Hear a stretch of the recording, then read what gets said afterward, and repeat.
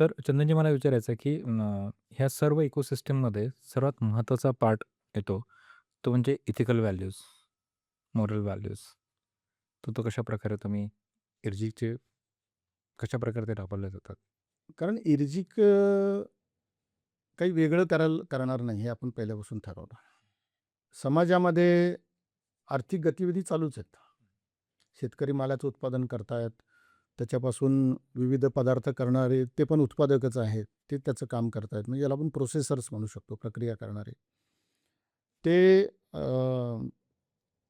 घाऊक किंवा होलसेल विक्रेत्यांपर्यंत आणणं, किरकोळ विक्रेत्यांपर्यंत पोहोचवणं, असं करणारी एक यंत्रणा आहे, ज्याला आपण वाहतूक व्यवस्था किंवा डिस्ट्रिब्युशन सिस्टीम, सप्लाय सिस्टीम म्हणू शकतो. बरोबर. आणि प्रत्यक्ष ग्राहक त्यांनी जाऊन घेण्यासाठीच्या विविध व्यवस्था आहेत. अगदी ऑनलाईन प्लॅटफॉर्मपासून ते ई-कॉमर्स प्लॅटफॉर्मपासून ते काउंटर आहे, म्हणजे किराणा दुकान आहे. अशा आता विविध व्यवस्था आजही आहेत. आणि त्यामुळे याच्यात काय आपण बदल नाही करणार. हे आहे असंच राहणार. हे कुणाला एलिमिनेट करणं असं नाही. हं. परंतु सर्वांनी मूल्याधारित व्यवसाय केला पाहिजे. म्हणजे काय असा आपला हां. मुळातला प्रश्न येस. आहे. आणि त्या दिशेने सर्वांना घेऊन जाणं. कसं आहे, की मी लहानपणापासून जे पाहत आलो, पूर्वी शेतकरी जे उत्पादन करायचा किंवा दुकानदार जे विकायचा हं. किंवा दोघांना जोडणारा दुवा म्हणून काम करणारी एक मूल्य साखळी आहे किंवा पुरवठा साखळी आहे. तर ती जी काम करते, तर ती काम करते तर त्याच्यातले जे कोणी घटक आहेत, स्टेक होल्डर्स आहेत, तर ते पूर्वी ज्या मूल्याने वागायचे. हं. म्हणजे मी शेतकरी आहे, तर मी उत्पादन कसं करत होतो, की मी देशासाठी उत्पादन करत होतो. समाजासाठी उत्पादन करत होतो. जी मूल्य साखळी आहे ती मला शेतकऱ्याला पण लुटायचं आहे आणि समोरच्याला पण लुटायचं आहे, दोन्हीकडनं भाडं घ्यायचं आहे आणि मला स्वतःला मोठं असा तो विचार नव्हता करत. किंवा मध्ये जे कोणी प्रोसेसिंग करणार आहे, त्याच्यामध्ये काहीतरी भेसळ कर आणि मग नाही. तर आहे असं फक्त त्याला टिकाऊ स्वरूपामध्ये, मार्केटेबल फॉर्ममध्ये आणून तो त्याची विक्री करत होता. नंतरच्या पुढच्या टप्प्यामध्ये दुकानदार सुद्धा विकताना खूप अव्वाच्या सव्वा नफा मला मिळाला पाहिजे का? तर नाही. हं. पण जसं-जसं कॅपिटलिझमचा प्रभाव वाढू लागला आपल्या इथे, तसं-तसं याच्यामध्ये पैसा महत्त्वाचा ठरू लागला हं. आणि इथे गडबड सुरू झाली. म्हणजे आज पैसा म्हणजे टाईम इज मनी म्हटलं जातं. पण टाईम इज मोर दॅन मनी पण म्हटलं जातं. पण आता तसं नाही राहिलं, की याच्याही पुढे जाऊन आता पैसा महत्त्वाचा झालेला आहे. जे काही करायचं ते सगळं त्या पैशाभोवती आहे. आणि पैसा हा परमेश्वर वाटू लागलेला आहे, की पैशाने आम्ही काहीही करू शकतो. हा कॅपिटलिझमचा प्रभाव आहे. आणि हा विचार पूर्वी फक्त शहरात होता. आत्ताच्या काळात आपल्याला लक्षात आलं, की हे ग्रामीण भागापर्यंत आहे पोहोचलेलं आहे. कोरोनाने दाखवून दिलं, की शेतकरी हा शाश्वत आहे. इंडस्ट्री ती शाश्वत आहे. बाकी सगळं जिथून पैसा निर्माण होतो, ते अशाश्वत आहे. हं. आणि सर्वांना याची जाणीव झाली, की अरे पैसा महत्त्वाचा नाहीये. ऑक्सिजन महत्त्वाचा आहे, जो आम्हाला विकतच घ्यावा लागतो किंबहुना आज उपलब्ध तो नाही, तर आपली अवस्था काय होते? म्हणजे अशा वेगवेगळ्या जाणीवा कोरोनाच्या काळात निर्माण झाल्या. ती जी मूल्य आहेत, हे आता लग्न कमी खर्चात करणं, कमी लोकांमध्ये करणं, असे विषय सुरू झाले. तर उपभोक्तावाद, चंगळवाद, भांडवलवाद म्हणजे ज्याच्याकडे भांडवल जास्त तो मोठा, ज्याच्याकडे पैसा जास्त तो मोठा, अशा हं. पद्धतीचे कॅपिटलिझम भांडवलवादाचे जे प्रभाव आहेत, परिणाम आहेत आणि त्यातून काही गोष्टी पुढं आलेल्या आहेत. तर त्याचा परिणाम म्हणून आपण सुद्धा त्या दिशेने चाललोय. कधी त्या दिशेला जातो हे आपल्याला कळत नाही. हं. अगदी बरोबर. त्या दिशेला कधी वाहत जातो हे कळत नाही. ते हं. अतिशय निसरडा अशा पद्धतीचं हे आहे. कधी तिकडे गेलो हे पण कोणालाच कळू शकत नाही. मग मॉल सिस्टम आली, सुपर मार्केट्स आले. म्हणजे मी लातूरला गेलो होतो. तर तिथे मी गेलो असताना एकाने आपलं सुपर मार्केट बंद केलं. त्याच्या आधी त्यांनी किराणा दुकान चालवलं. मग तो म्हटला, "नाही सुपर मार्केट चालू." पण एका ठिकाणी डी-मार्ट सुरू झालं, लातूर शहराच्या एका टोकाला. त्यांनी सांगितलं, की शहराच्या दुसऱ्या टोकाला डी-मार्ट सुरू होणार आहे आता. परंतु हे दोन्ही डी-मार्ट चांगले चालतायत. आणि मध्ये जवळ-जवळ जी साधी-साधी, छोटी-छोटी किराणा दुकानं आहेत, ही सगळी बंद होत आहेत. आणि म्हणून मी पण सुपर मार्केट माझं स्वतःचं थोडे दिवस चालवलं, पण ते चालत नाही, बंद करतो. तर ही अवस्था सगळीकडे येते. म्हणजे कुणीतरी ज्याच्याकडे भांडवल आहे मोठं, तर तो मोठा होणार आणि गरीब गरीब होत जाणार, श्रीमंत श्रीमंत होत जाणार. ही दरी वाढतच जाणार. तर हे होऊ नये म्हणून सर्वांनीच त्याचा विचार केला पाहिजे, की मी नफा किती घेतला पाहिजे. नफेखोरी आणि नफेखोरी कशासाठी? तर पैसा मिळवण्यासाठी. पैसा कशासाठी मिळवायचा? तर वर्चस्व प्राप्त करण्यासाठी. वर्चस्व कशासाठी पाहिजे? तर मग अगदी समाजामध्ये प्रतिष्ठेनं वावरण्यापासून आता तो केवळ जगण्याचा विषय काही लोकांच्यासाठी नसतो. काही जणांना ती अगदी पै-पै जुळवणं ते सुद्धा कष्टदायक असतं किंवा अशक्यप्राय असतं. परंतु ज्यांच्या हातात खूप पैसा असतो ते उधळपट्टीच करतात. मग जाहिराती आहेत, सिनेमे आहेत, सीरियल्स आहेत. तर त्याच्यामधले महिलांचे, पुरुषांचे पेहराव, कार, बंगले, आतली सगळी इंटेरियरची सगळी रचना, हे सगळं बघितल्यानंतर कुणालाही वाटेल की माझ्याकडे असं असलं पाहिजे. जाहिरातींचा जो मारा होतो, की अगदी कमी कालावधी म्हणजे आपण म्हणतो म्हण आहे आपल्याकडे, "ती हळद आणि हो गोरी." हं. पण प्रत्यक्षामध्ये दिसताना आपल्याला तेच दिसतं, की अरे हे म्हणायला आपण म्हणतो, की हे खरं नाहीये, परंतु प्रयत्न तुझा तसा चाललाय. अतिघाई चाललेली आहे तुझी, हं, हं, अशासाठी ती हं. म्हण असते. परंतु प्रत्यक्षात जाहिराती तशा असतात, की अमुक एक क्रीम लावली, की तुम्ही लगेच 15 दिवसात तुमचे कॉम्प्लेक्शन बदलेल. तर हे जे काही स्थिती आहे, तर या दिशेने आपला समाज हा खूप गतीनं ओढला गेला आहे. साधारणपणे 80 पासून अ, ग्रामीण भागातून स्थलांतरं सुरू झाली. हं.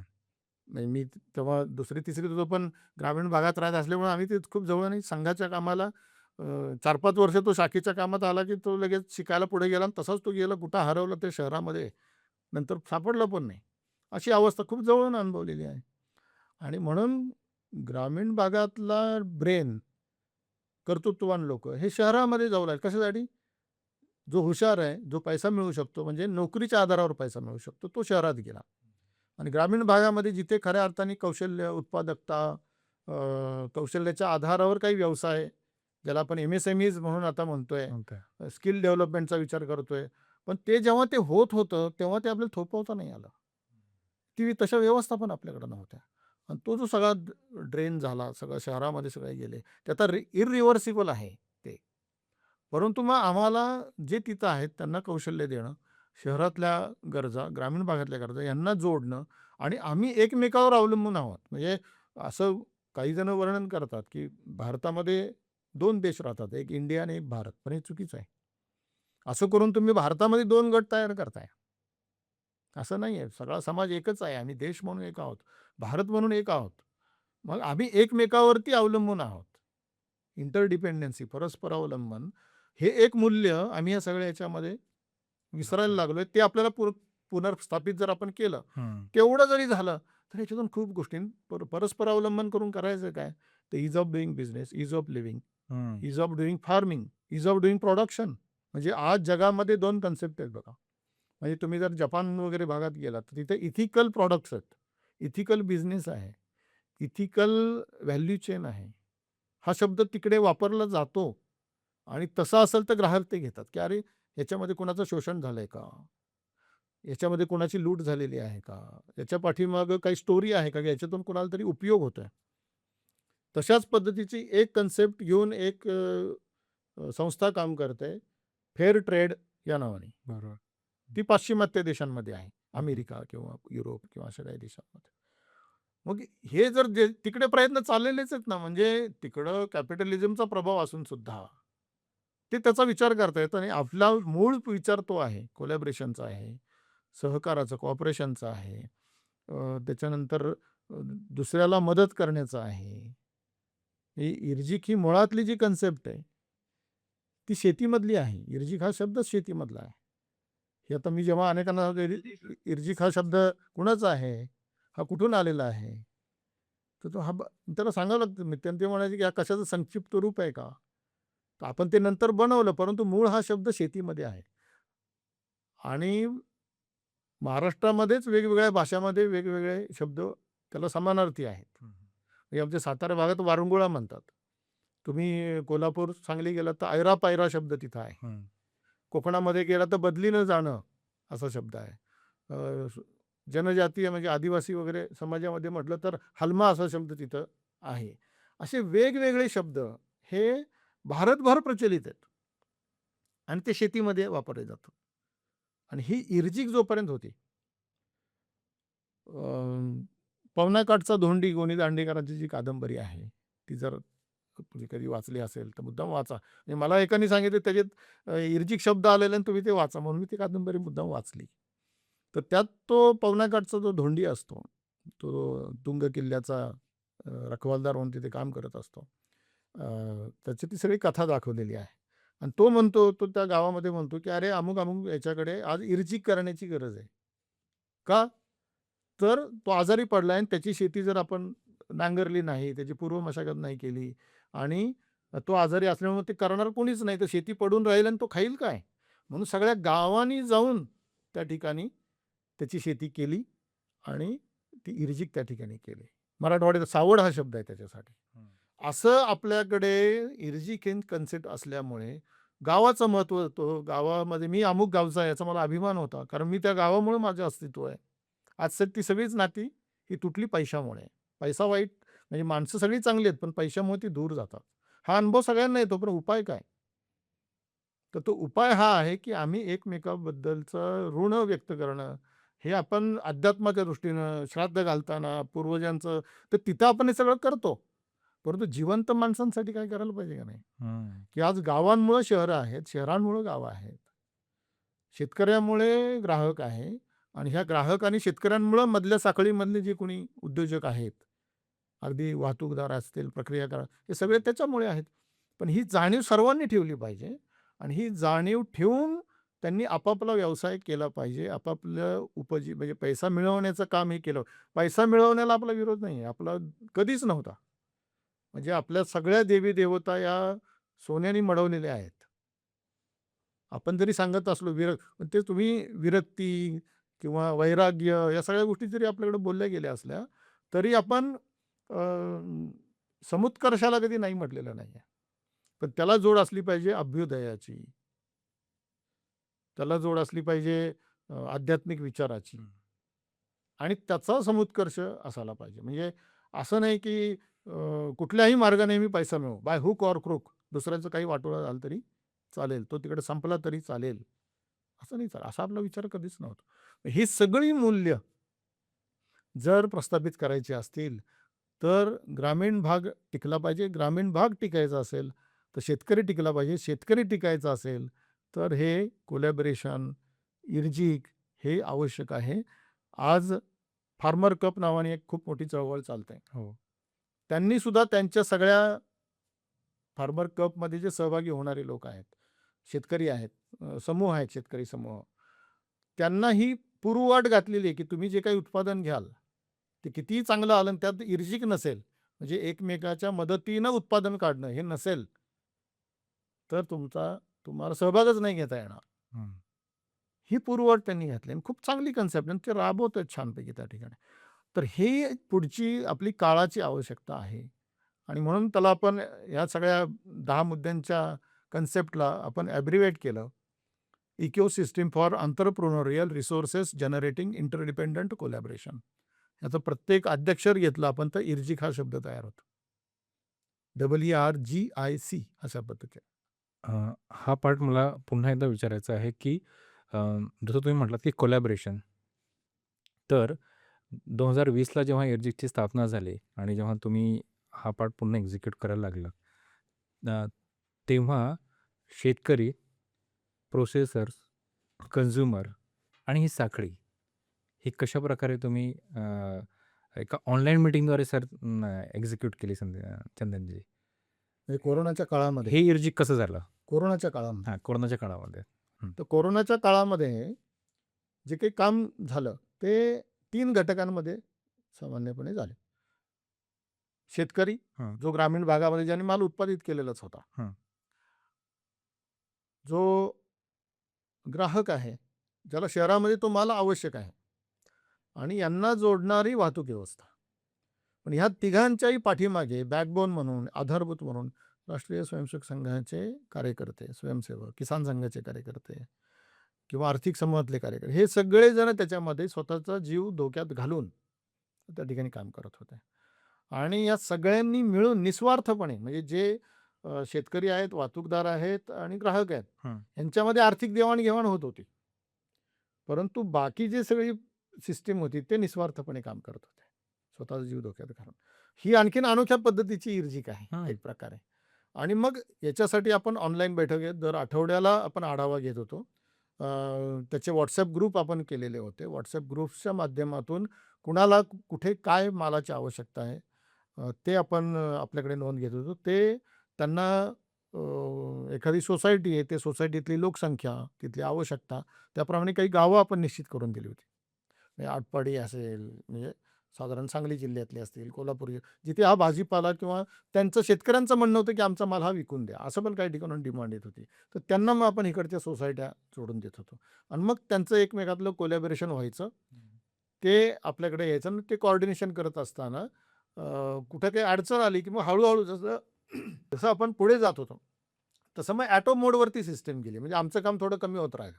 मग त्यातल्या अडचणी सोडवण्यापुरतंच काम हे आपलं राहिलं प्रमुख मंडळींचं. म्हणजे याला जे त्यावेळेला कृषी सेवा समूह म्हणून काम करत होते.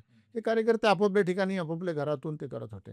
मग त्यातले आम्ही दोघं-तिघंजण रोज मॉनिटरिंग करायचो. काही जण आठवड्यातून एकत्र यायचे आणि साधारण एक 1.5 महिन्यामध्ये तर अनलॉकिंग साधारणपणे झालं. म्हणजे सुरू होता आणि संपता म्हणजे अनलॉकिंग होता.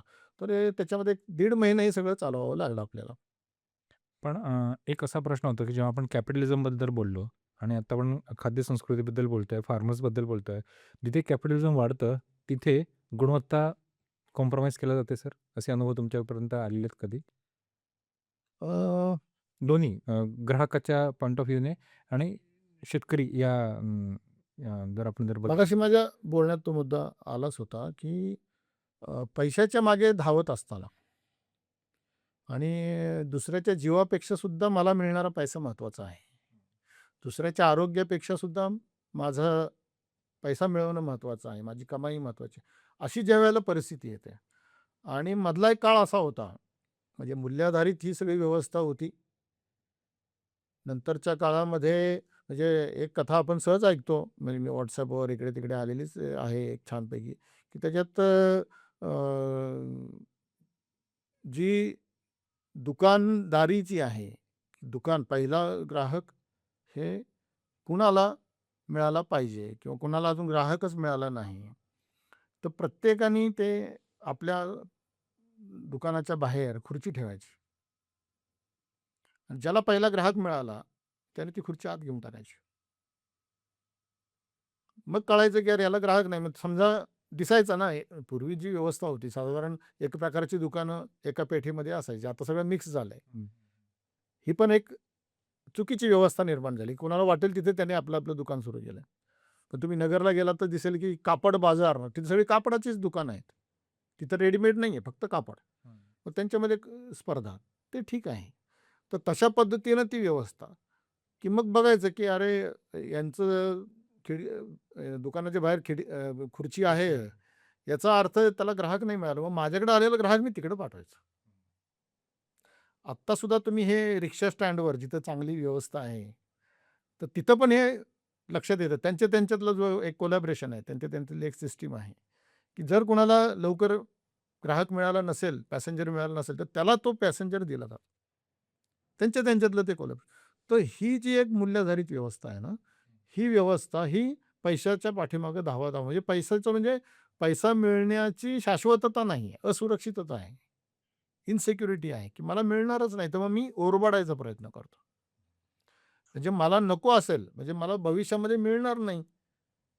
असं जर मला वाटलं, तर मी उद्यासाठी लागणार पण आजच घेऊन ठेवतो. हं. म्हणजे त्याला जर शाश्वती असेल, की नाही मला हे मिळत राहणार आहे. म्हणजे आज आपण अमेरिकन अर्थव्यवस्था जर पाहिली, तर क्रेडिटवर आधारित, क्रेडिट कार्डवर आधारित. तर त्यांनी काय केलेलं आहे, की जगातले सगळे रिसोर्सेस एक 5% जनतेसाठी तिथे उपलब्ध केलेले आहेत. आणि ते करन्सीच्या आधारावर, म्हणजे क्रेडिट कार्डच्या आधारावर.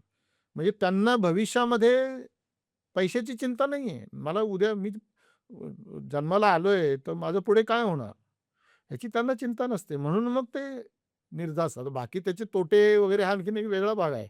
तर तशा पद्धतीनं आपल्याकडे ग्रामीण भागामध्ये पूर्वी एकदा गावामध्ये जे कोणालाही एखाद्याला 1 गुंठा पण जमीन नसेल, शेतजमीन, तरीसुद्धा तो गावात राहून ते पुढच्या पिढ्यांची चिंता न करता गावात तो जगायचा. कारण त्याला माहिती आहे, मी गावात राहिलो, तर गाव माझी काळजी घेणार आहे इर्जिकच्या पद्धतीनं. मला काम देणार आहे. बार्टर होतं पूर्वी.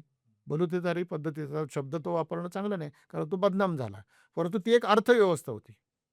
म्हणजे 12 बलुतेदार आणि 18 अलुतेदार होते. 18 अलुतेदार म्हणजे कौशल्य ज्यांच्याकडे होतं, विशिष्ट स्किल, शिंपी, सोनार, तेली हे लोकं अलुतेदारामध्ये आणि बलुतेदार म्हणजे जे साधारणपणे सेवा कार्यामध्ये त्यांचं एक मत होतं.